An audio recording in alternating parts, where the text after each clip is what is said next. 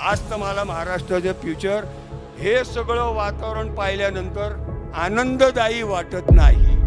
मी 16 IAS ऑफिसरांच्या बरोबर काम केले, 16. आणि ज्या सेंट्रल पोल्युशन कंट्रोल बोर्डात होतो ना, 18 मेंबर होते, त्यात 14 IAS ऑफिसर होते. त्यांच्याबरोबर मी काम केलेला माणूस आहे. आणि माझी तुम्हाला हात जोडून विनंती आहे, सोपं आहे, मगाशी सांगितलं, काय काळजी करायची नाही, चांगलं काम करायचं, सज्जन माणसासारखंच राहायचं, तुकाराम मुंडे होईल यांचा. माझी तुम्हाला सगळ्यांना हात जोडून विनंती आहे. नीरव सर खूप चांगलं काम करताय, खूप मोठी पिढी तयार करताय, केली पाहिजे. तुम्ही उद्या महाराष्ट्राचं फ्युचर आहात. जिथं माझ्या राज्याचं नुकसान आहे तिथं पैसे खाऊ नका. तुकाराम मुंडे आवडतात ऐकायला आणि बघायला, त्याच्यासारखं जगायला नाही. कधीतरी समाधान मानूया आपण. खायला किती लागतं? 1 किलो ज्वारी 20 भाकऱ्या होतात. 1 किलो ज्वारी 20 भाकऱ्या होत्यात. ज्वारीची किंमत 60 रुपये किलो. एक भाकरी 1.5 रुपया. किती रुपये लागतात तो जगायला? मौज करायला पैसे लागतात, मजा करायला पैसे लागतात. उपस्थित बंधू भगिनींनो, भावांनो, बहिणींनो, आणि महाराष्ट्राचं फ्युचर, पुण्यात आम्ही 350-400 सुरतवाला नावाचे परिवाराचे लोक आहोत. खूप कमी, आम्ही खूप मायनॉरिटीत आहोत. आमच्यातला हा एक मुलगा सुपारीच्या तंबाखूच्या दुकानाच्या बाहेर पडला आणि शिकवण्याच्या कामाला लागला, म्हणून मला त्याचं कौतुक. मी 28 वर्ष नगरसेवक होतो, पुण्याचा महापौर होतो, सेंट्रल पोल्युशन कंट्रोल बोर्डावर मी संचालक होतो, महाराष्ट्र पोल्युशन कंट्रोल बोर्डावर मी संचालक होतो. मी कदाचित थोडं चांगलं काम केलं असं त्याला वाटतं, म्हणून त्याला माझं कौतुक. नाही तर मी इथं कशाला येतोय? माझं शिक्षण 11वी ह्याच शाळेत, RCM गुजराती हायस्कूल तेव्हाचं नाव. कारण आमच्या 30 वर्षाच्या राजकीय आयुष्यात 25 नवे पैसे सुद्धा न खाल्लेल्या लोकांच्या पैकी मी एक आहे. आपल्या भारताची परिस्थिती फार, आणि आता काय झालं, एक रोग लागला आपल्याला. जो ऐकतो ना त्याच्याबद्दल चांगलंच बोलायचं.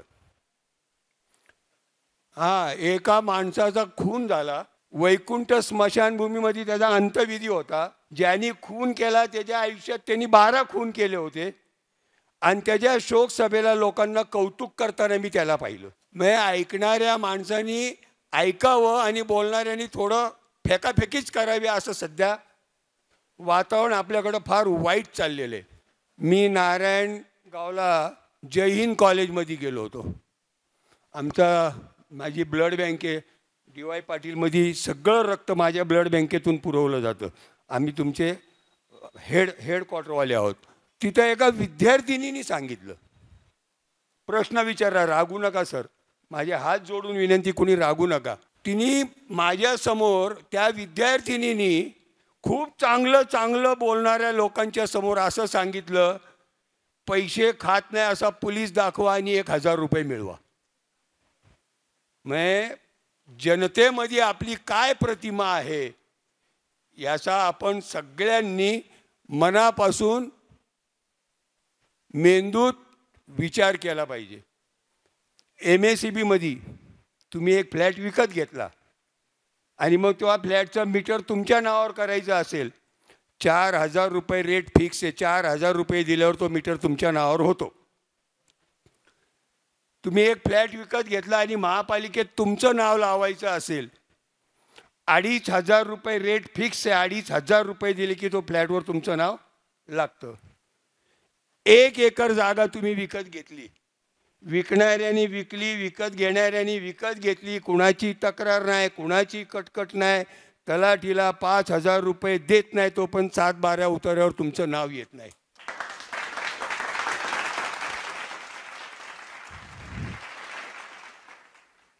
माझी तुम्हाला सगळ्यांना विनंती आहे, सगळे तुमच्याशी फार छान गोड बोललेले आहेत, फार अप्रतिम बोललेले आहेत. मगाशी आईन्स्टाईनचा उल्लेख नीरवनी केला, तेव्हा मी आमच्या शेजारी बसलेल्या एका विद्यार्थिनीला सांगितलं, आईन्स्टाईन एवढा मोठा माणूस होता, पण एक गोष्ट लक्षात ठेवा, पुण्यात अण्णासाहेब कर्वेंना भेटायला आलेला माणूस आहे तो. अण्णासाहेब कर्वेंच्या एवढा मोठा माणूस कोण नाही. माझी तुम्हाला हात जोडून विनंती आहे, मी पर्वतीवर जवळजवळ 21 वर्ष व्यायाम केलं मी. एका दमात 12 वेळा पर्वतीवर जायचो आणि खाली यायचो, तेव्हा मला पर्वतीवर लई लोक ओळखायचे. PSIच्या नोकरीला बसणारे किंवा विद्यार्थी परीक्षेला बसणारे 50-50 मुलं तिथं व्यायाम करायला यायची. आणि त्यावेळेला एखादा माणूस सांगायचा, महाराष्ट्राला लुबाडणारी माणसं तयार होत आहेत. मी रस्त्यावरच्या घटना सांगतोय सर, माझं नाही आहे, आई शपथ माझ्या मनातलं नाही आहे. विनोबा भावेंनी सांगितलं आहे जय जगत, कोण ऐकत नाही. संत ज्ञानेश्वरांनी सांगितलं जो जे वांछील तो ते पाला हो, कोण नाही ऐकत. आमचं पण तुम्ही ऐकणार नाही मला माहीतच आहे. हां, आता मी वय वर्ष 75, कुणाल तुझ्या वडिलांच्या बरोबर तुझ्या आईच्या बरोबर आम्ही खूप आनंदाने काम केलं. ते भारतीय जनता पक्षाचे, मी शरद पवारांच्या राष्ट्रवादी काँग्रेस पक्षाचा, पण कधी आमच्यात मतभेद झाले नाही. आता TV लावल्यानंतर तसं वाटतं का? कधी आमच्यात मतभेद झाले नाही. गिरीश बापट, मी, आम्ही एकत्र काम करायचो, लोकांचे प्रश्न सोडवायचे. त्यात दुमत आणि दोन मतं यायचं कारण काय? माझी तुम्हाला सगळ्यांना हात जोडून विनंती आहे. नीरव सर खूप चांगलं काम करताय, खूप मोठी पिढी तयार करताय, केली पाहिजे. तुम्ही उद्या महाराष्ट्राचं फ्युचर आहात. आज तर मला महाराष्ट्राचं फ्युचर हे सगळं वातावरण पाहिल्यानंतर आनंददायी वाटत नाही. फक्त एकच निर्णय घ्या. मगाशी मला वाटतं कोणतरी बोललं की गरिबाची कामं करा, गरिबाला जीव तोडून मदत करा. मी 16 IAS ऑफिसरांच्या बरोबर काम केले, 16. आणि ज्या सेंट्रल पोल्युशन कंट्रोल बोर्डात होतो ना, 18 मेंबर होते, त्यात 14 IAS ऑफिसर होते. त्यांच्याबरोबर मी काम केलेला माणूस आहे. आणि माझी तुम्हाला हात जोडून विनंती आहे, जिथं माझ्या राज्याचं नुकसान आहे तिथं पैसे खाऊ नका. जिथं माझ्या देशाचं नुकसान आहे तिथं पैसे खाऊ नका. मी महापालिकेत सांगायचो ना, एखाद्या गरीब माणसाची आई मंगळसूत्र विकती आणि महापालिकेत काम करण्यासाठी त्या माणसाला त्याचे ते पैसे देती आणि काम करून घेती. तळतळाट घेऊ नका, तळतळाट घेऊ नका. जिथं जिथं माझ्या महाराष्ट्राचं इथे बोलणं सोपं आहे. मगाशी सांगितलं काय काळजी करायची नाही, चांगलं काम करायचं, सज्जन माणसासारखंच राहायचं. तुकाराम मुंडे होईल यांचा. परवा लिमये सर त्यांचा कार्यक्रम झाला, हॉलमध्ये 1000-1200 लोक बसले होते. ह्याच्यापेक्षा चौपट मोठं व्यासपीठ होतं. व्यासपीठावर 500 मुलं मांडी घालून बसली होती आणि ऐकत होती. तुकाराम मुंडे आवडतात ऐकायला आणि बघायला, त्याच्यासारखं जगायला नाही.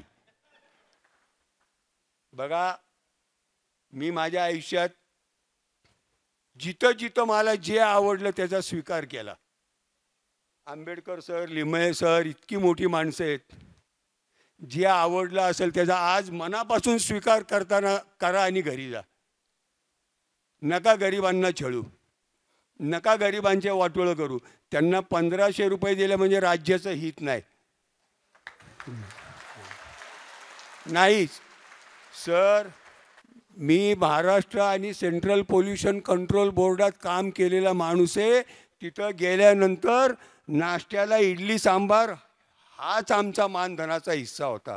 महानगरपालिकेत मला 500 रुपये मानधन मिळायचं आणि माझ्या बायकोला मी 400 रुपये दिले की माझी बायको खुश व्हायची. कधीतरी समाधान मानूया आपण. खायला किती लागतं? 1 किलो ज्वारी 20 भाकऱ्या होतात. 1 किलो ज्वारी 20 भाकऱ्या होतात. ज्वारीची किंमत 60 रुपये किलो. एक भाकरी 1.5 रुपया. किती रुपये लागतात तो जगायला? मौज करायला पैसे लागतात, मजा करायला पैसे लागतात. आणि वाईट असं आहे की सध्याच्या काळात शिकायलाही भरपूर पैसे लागायला लागलेले आहेत. आम्ही RCM गुजराती हायस्कूलमध्ये मी शिकलो. मला 5 रुपये फी होती, 5 रुपये. आणि त्या 5 रुपयामध्ये आम्ही इथपर्यंत सगळे प्रवास केले आणि आम्ही सुखी आहे, आम्ही आनंदी आहे. माझी तुम्हाला हात जोडून विनंती, काय करायचं ते करा. तुम्हाला उत्तम जगायचे. जिथं कॉम्प्रोमाइज केल्यामुळं माझ्या महाराष्ट्राचं नुकसान होणार नाही तिथं करा, नाही तर चंद्रपूरला बदली होईल. हा, म्हणजे आमच्याकडे एक आयुक्त होते. 1 मिनिट बोलतो. आता मला गुरव म्हणले आमचा नीरव म्हणला 2 मिनटं बोला.